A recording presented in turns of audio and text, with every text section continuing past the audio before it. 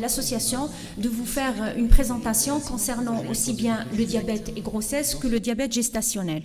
En réalité, ce sont deux entités bien différentes et bien distinctes, qui sont le diabète préexistant, donc c'est une diabétique qui présente une grossesse, et le diabète qui se présente chez une patiente qui n'est méconnue, qui n'est pas connue comme ayant un diabète préexistant.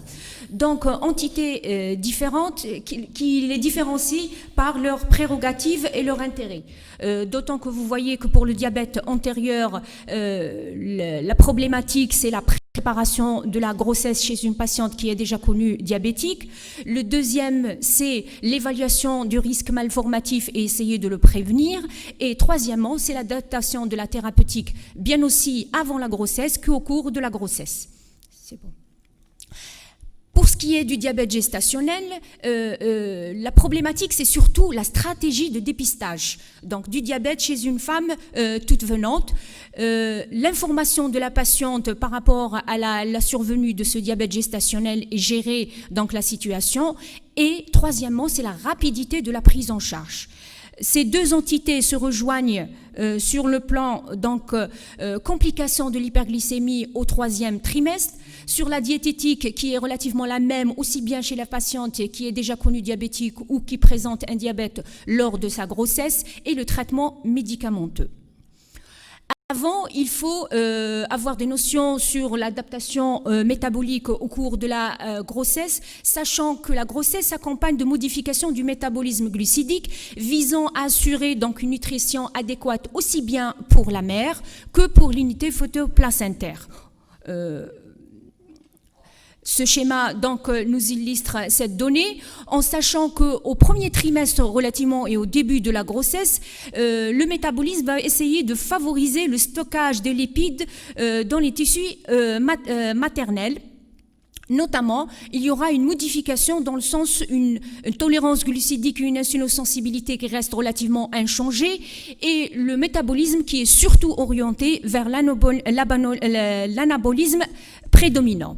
Au cours de l'avancement de la grossesse, il y aura donc modification dans le sens mobilisation des graisses et transfert vers le fœtus afin d'assurer une croissance. Donc il y aura une modification dans le sens diminution de la tolérance du glucose et une insulinorésistance. C'est ce qui expliquerait entre autres la survenue du diabète gestationnel à partir surtout du 2e ou 3e trimestre et le métabolisme qui est surtout orienté vers le catabolisme prédominant.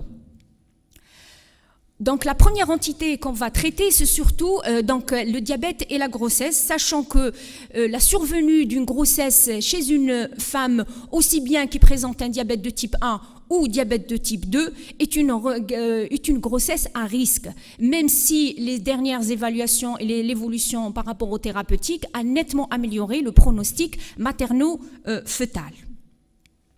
Donc cela nous amène vers l'intérêt de la programmation de la grossesse avec une prise en charge préconceptionnelle. Donc on n'attend pas qu'il y ait survenue de grossesse pour commencer à la prendre en charge. On prépare déjà le terrain et dès que la femme nous soumet le désir de sa grossesse, il y aura une préparation qui comporte plusieurs aspects, notamment l'appréciation et préciser le risque médical de la grossesse, c'est-à-dire voir si réellement la patiente peut entamer une grossesse, oui ou non, prévenir les complications avant et au cours de la grossesse, définir avec la malade les modalités thérapeutiques et les modalités éventuellement de surveillance, préciser les objectifs avant et pendant la grossesse.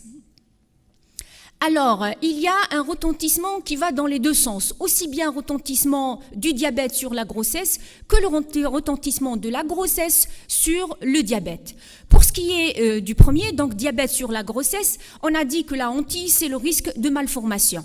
Comme vous le voyez, les différents organes peuvent être sujets à des malformations, notamment du squelette et du système nerveux central, donc du syndrome de régression caudale qui est qui est relativement pathognomonique, comme vous voyez le cas, qui va donc du syndrome de régression, comme je l'ai dit, jusqu'à la microcéphalie. Le cardiaque, notamment le plus fréquent, c'est les cardiomyopathies obstructives ou l'hypertrophie septale, mais vous voyez que les autres anomalies peuvent exister.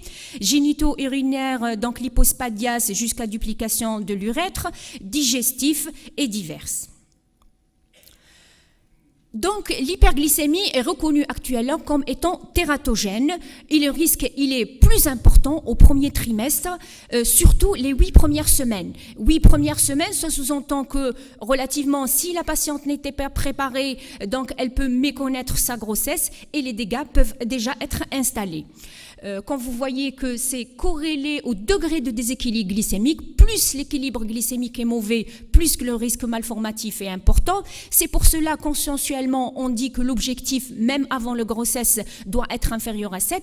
Mais en réalité, ce risque malformatif, il commence à partir de 6,3.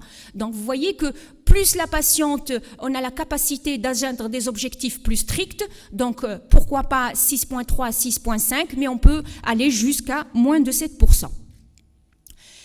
Il n'y a pas que le risque malformatif au cours de la grossesse diabétique, il y a aussi les avortements spontanés précoces, il y a les souffrances fœtales chroniques, notamment s'il est associé à une toxémie gravidique ou une prééclampsie, une macrosomie, les prématurités et même l'hypotrophie, les risques de détresse respiratoire, notamment par le risque d'accouchement prématuré, les troubles métaboliques néonataux comme les hypoglycémies, les hypocalcémies et les hyperbilirubinémies, et la mortalité périnatale. Heureusement, actuellement, comme je l'ai dit, elles se sont améliorées. Le retentissement, par contre, de la grossesse, toujours de la grossesse sur le diabète, il y a en premier lieu cette instabilité glycémique, puisqu'on a vu au préalable qu'il y avait une modification du métabolisme tout au cours de la grossesse. On voit qu'au premier trimestre, il y aura plus tendance à l'hypoglycémie, vu que il y aura surtout, le métabolisme est orienté surtout vers l'anabolisme. Au deuxième, troisième trimestre, il y a une inversion de cette problématique, puisqu'on tombera surtout dans les problématiques d'hyperglycémie et notamment de risque de cétose par l'augmentation des besoins insuliniques.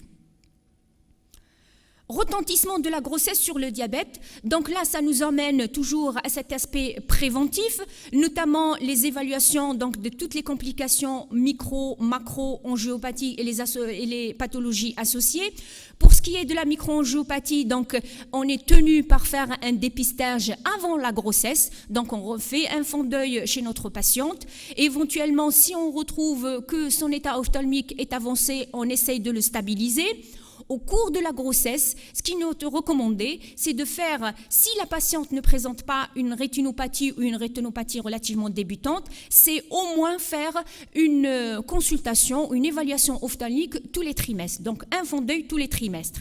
Pour ce qui est de la néphropathie, afin d'adapter la thérapeutique, donc on va faire une évaluation comme toujours avant éventuellement le premier trimestre. Pourquoi essayer de le faire au premier trimestre? Parce qu'à partir du deuxième trimestre, ce qui est lié à la grossesse elle-même, indépendamment du diabète, il y aura une excrétion protéique qui est plus avancée. Donc pour une évaluation plus correcte, il est recommandé de faire une évaluation avant et éventuellement au premier trimestre. La gastroparésie est aussi intéressante à rechercher. Pourquoi? Vous connaissez très bien les signes sympathiques de la grossesse, surtout au premier trimestre. Sans oublier qu'on a dit qu'il y a un anabolisme qui est existant, donc les besoins insuliniques qui vont se réduire. Et s'il y a une gastroparésie chez notre patiente, il y aura éventuellement majoration de ces symptômes, notamment par les vomissements qui peuvent induire une rupture donc, de la grossesse prématurément. Deuxième volet, ce sont les complications macro-angiopathiques. Donc le dépistage et le contrôle de la tension artérielle, de l'hypertension artérielle est un impératif. Le dépistage de la cardiopathie ischémique par un ECG, sachant que l'existence d'une maladie coronarienne sévère constitue la seule contre-indication absolue à la grossesse. Donc, autre complication à rechercher, c'est les complications infectieuses. La seule qui soit recherchée de façon systématique est l'infection urinaire par des ECP répétés. Autre L'autre volet, en dehors de l'évaluation donc de ces différentes complications, c'est l'adaptation des thérapeutiques éventuellement délétères pendant la grossesse. Adaptation par rapport au traitement oral, adaptation par rapport à l'insulinothérapie, les antihypertenseurs, les hypolipémiants, donc je le dis déjà maintenant, les statines et fibrates sont une contre-indication absolue au cours de la grossesse, qu'il faut arrêter au préalable. Pour ce qui est des ADO, l'arrêt dès que possible avant la conception et dès que la patiente est enceinte. La mettre très rapidement donc sous insulinothérapie, mais on a vu au préalable que l'hyperglycémie est très délétère. C'est pour cela qu'il vaut mieux maintenir une thérapeutique jusqu'à quelques jours, jusqu'à l'introduction de l'insulinothérapie. Alors, pour ce qui est de ces DADO, le plus reconnu, c'est le glibenclamide. On sait très bien qu'il y a une importance de passage placentaire, mais son impact sur le fœtus reste discuté. Donc, il n'est pas recommandé au début de grossesse. Par contre, son efficacité au 2e et au 3e trimestre est en cours. Donc, actuellement, il est contre-indiqué, mais dans quelques temps, on verra, peut-être il pourra être maintenu ou introduit. Pour ce qui est de la metformine, il existe un passage transplacentaire. Son utilisation est ancienne et une évaluation nombreuse. Il est efficace au 2e ou 3e trimestre. Il n'est pas recommandé en France ou en Algérie, sachant qu'il est recommandé, il peut être utilisé en Grande-Bretagne. Les études sont toujours en cours par rapport à cette tératogénicité, le développement et le développement psychomoteur éventuellement et le métabolisme chez l'enfant. Les autres thérapeutiques plus récentes, inhibiteurs de l'alpha-glucosidase, glinide, glitazone, inhibiteurs d'EPP4 et les analogues de GLP-1 sont non autorisés chez notre parturiente. L'insulinothérapie. Donc, on a vu que l'insulinothérapie est la seule relativement qui est indiquée chez nos femmes parturiantes. Les insulines humaines ne posent aucun problème, aussi bien pour l'insuline ordinaire que pour l'MPH. Pour ce qui est des analogues, la Lispro, première insuline analogue, des études in vitro et in vivo chez l'animal n'ont pas montré de tératogénicité. Ils sont moins hyperglycémiants donc en postprandial, il y a moins de risque d'hypoglycémie, malgré qu'il n'a pas l'AMM dans ce sens. L'Asparte, ils ont fait une évaluation prospective, ils ont montré un bénéfice par rapport au pronostic obstétrical et pédiatrique, donc ils ont l'AMM. La même chose, il a un intérêt puisqu'il y a moins de risque d'hyperglycémie en postprandial et moins de risque d'hypoglycémie. Pour ce qui est de la glusine, elle n'a pas l'AMM, notamment parce qu'il n'y a pas des études chez la femme ou l'animal. Pour la détémir, l'étude qui a été faite n'a pas montré une supériorité comparativement à l'AMPH. Cependant, ils ont obtenu l'AMM ou l'autorisation de l'utilisation au cours de la grossesse. L'argine, pas d'AMM, sachant que jusqu'à l'heure actuelle, les évaluations observationnelles n'ont pas montré d'effets délétères, aussi bien par rapport à la femme ou l'enfant. Alors, l'insulinothérapie, quel schéma appliquer? C'est simple, donc on a vu que les objectifs glycémiques sont très stricts au cours de la grossesse, donc c'est la plus optimalisée possible, donc plusieurs injections, donc un basal bolus, ou parfois passer éventuellement à la pompe insuline, notamment chez les diabétiques de type 1 qui présentent donc une labilité par rapport à leur équilibre glycémique. Tout cela doit être accompagné d'une autosurveillance qui est rigoureuse, qui est capitale, donc on l'a vu, au minimum 6 points glycémiques par jour, avec des objectifs à jeun inférieur à 0,95, postprandial inférieur à 1,10, et une postprandiale 2 heures après inférieure à 1,20. Donc, on a dit qu'il y avait d'autres thérapeutiques qu'il faut évaluer éventuellement arrêter, notamment ce qui est reconnu par rapport aux ARA2 ou les IEC. Donc, il faut les arrêter, sauf cas particulier. Donc, là, il faut se concerter éventuellement avec le néphrologue, éventuellement le cardio. Les anti-aldostéroniques ainsi que le diurétique hypokaliémie pour prévenir donc le statut de l'enfant. Pour ce qui est des antihypertenseurs, c'est classique. Donc, on privilégie en premier lieu les antihypertenseurs centraux, certains inhibiteurs calciques, certains bêta-bloquants, qui restent toujours, comme on l'a dit, qui représentent le traitement de choix en première intention. Attention, il faut toujours se concerter avec éventuellement le néphrologue et le cardiologue, et même avec l'obstétricien.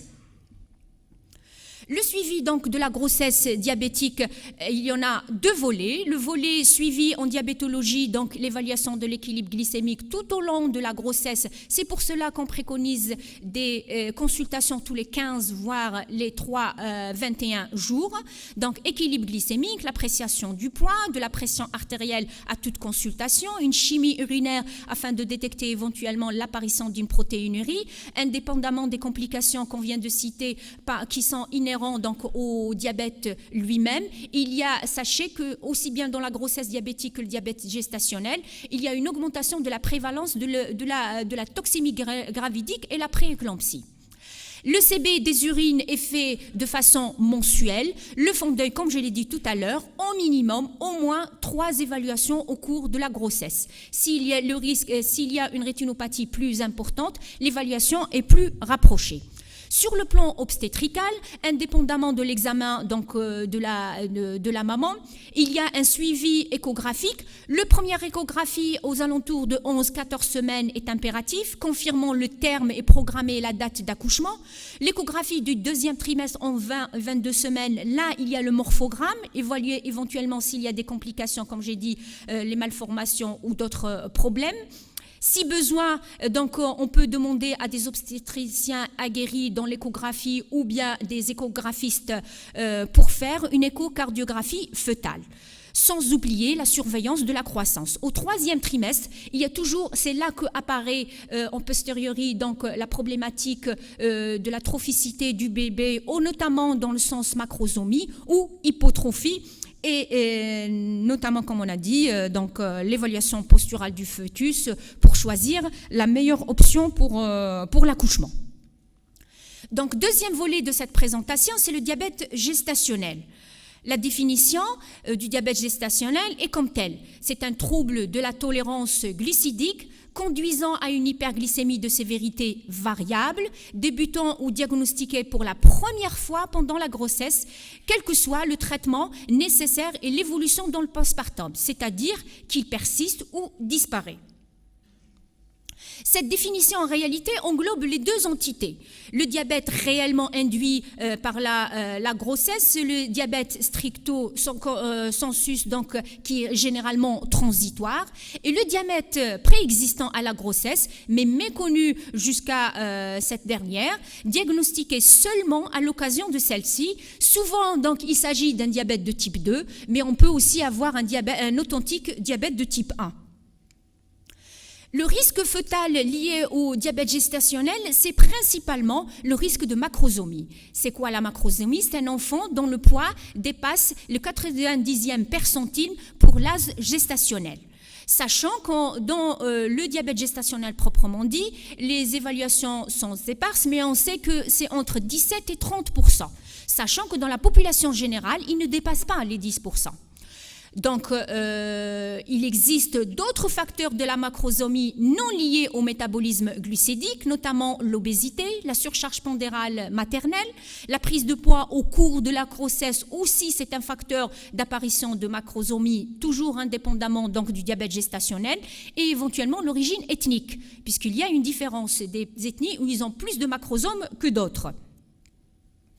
Quel est le risque de cette macrosomie? La macrosomie, elle augmente le taux de césarienne, elle augmente les complications périnatales sévères en rapport avec surtout les problématiques mécaniques lors de l'accouchement. Donc c'est notamment la dystocie de l'épaule, les fractures de la clavicule, les lésions du plexus brachial. Autre risque plus rare pour les nouveau-nés nés de femmes qui présentent un diabète gestationnel, c'est la problématique de l'hypoglycémie, l'hyperbilirubinémie et l'hypocalcémie.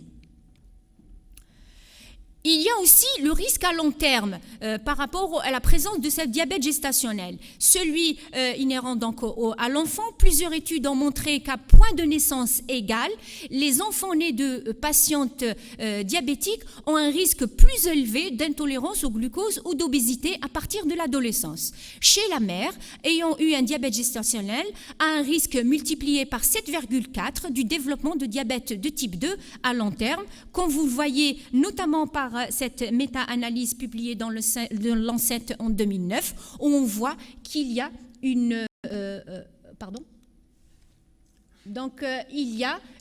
augmentation de la prévalence donc, du diabète proprement dit à distance de cette grossesse.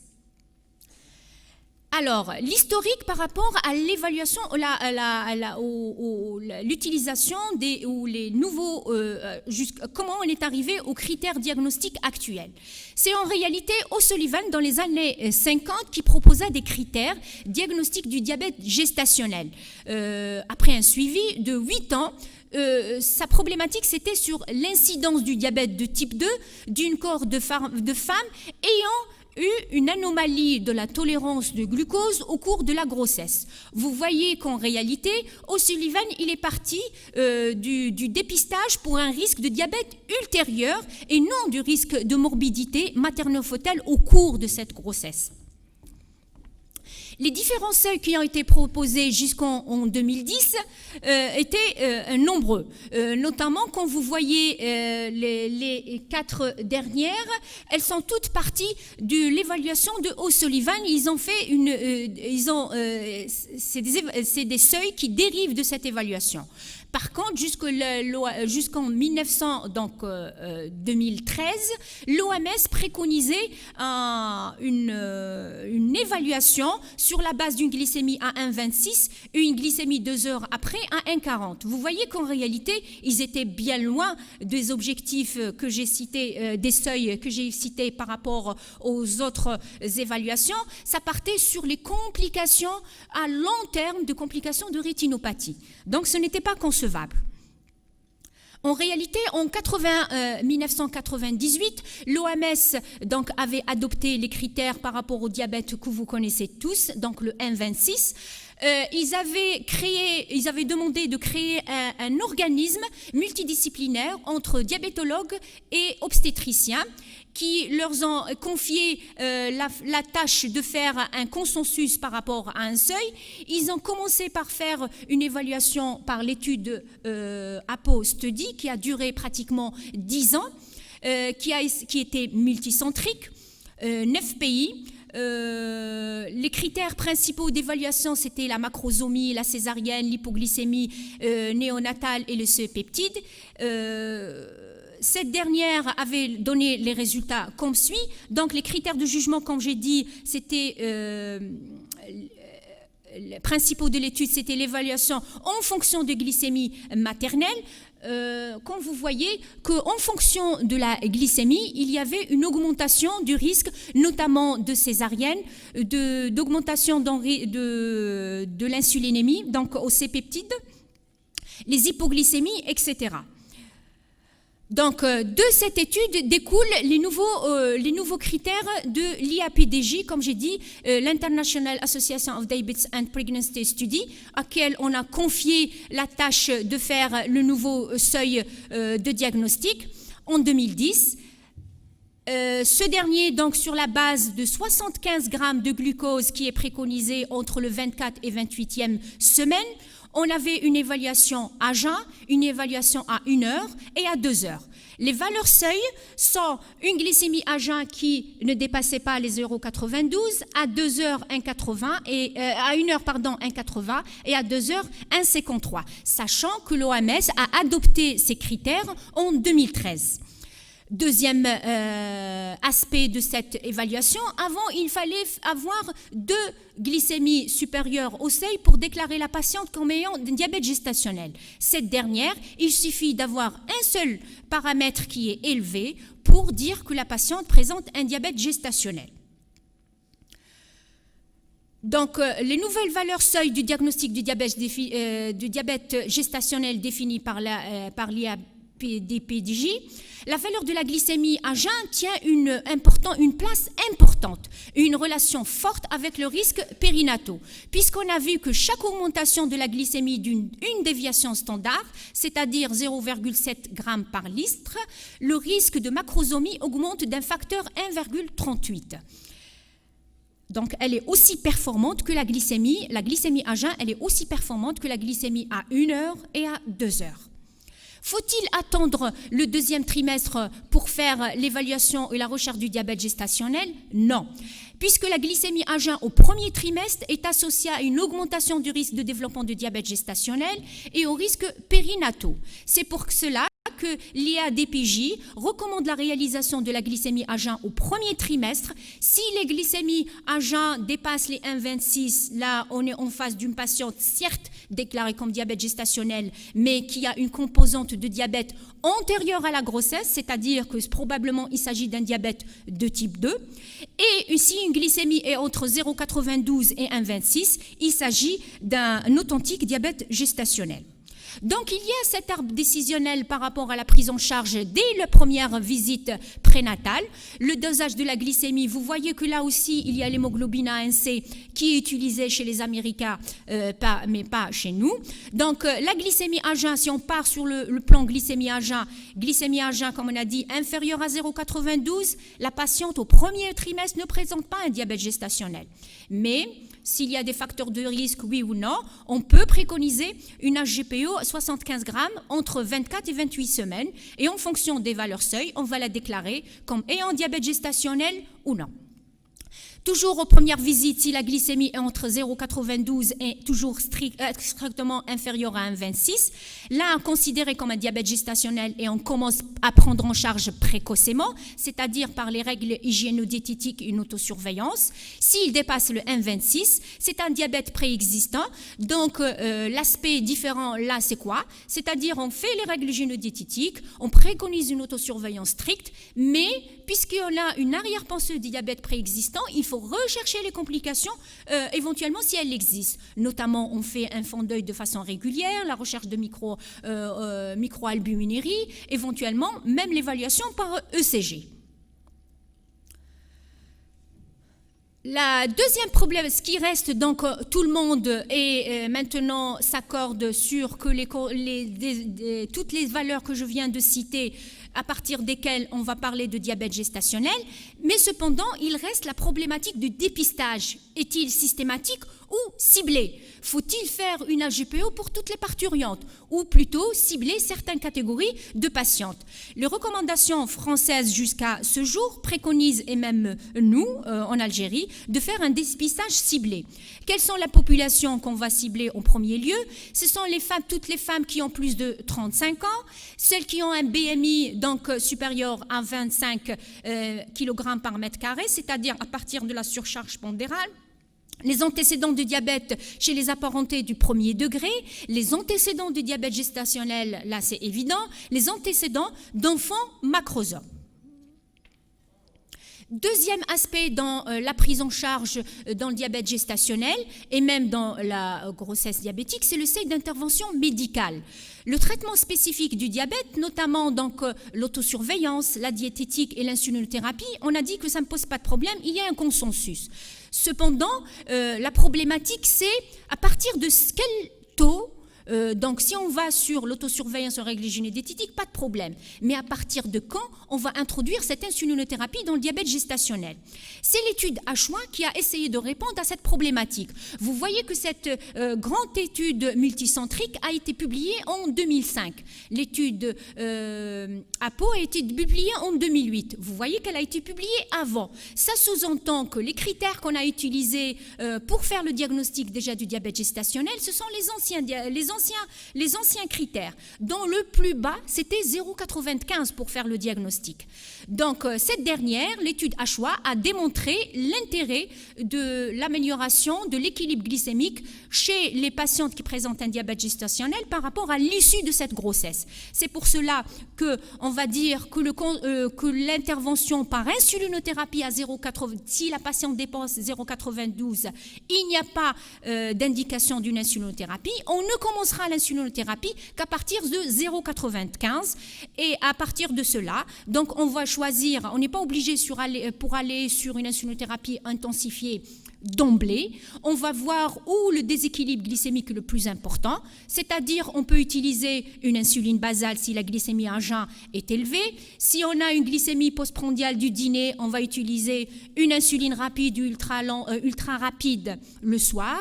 La même chose pour le midi et la même chose pour le matin. Généralement, ce qu'on fait, c'est une insulinothérapie progressive, mais qui est assez rapide, c'est-à-dire que dès que la patiente dépasse les objectifs, puisqu'il y a un suivi tous les 15 jours, on commencera une thérapeutique adéquate. Donc, en conclusion, les progrès en diabétologie, notamment les moyens d'auto-surveillance, a permis de mieux contrôler la glycémie avec une préparation de la grossesse la plus adéquate. On a vu que c'est ça qui est l'enjeu dans la prise en charge d'une grossesse diabétique. Par ailleurs, la prise en charge et les progrès dans obstétrico et néonatologie ont nettement amélioré le pronostic néonatal. Le dépistage du diabète gestationnel, maintenant, il y a un consensus. C'est sur le terrain qu'il faut l'appliquer.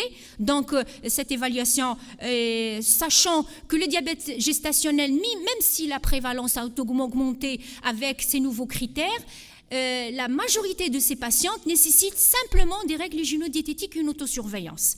C'est le long cours qui nous répondra sur le bénéfice de cette stratégie de prise en charge de cette masse de patientes, sur son intérêt et son évaluation et son impact médical au long cours. Et je vous remercie. Très bien.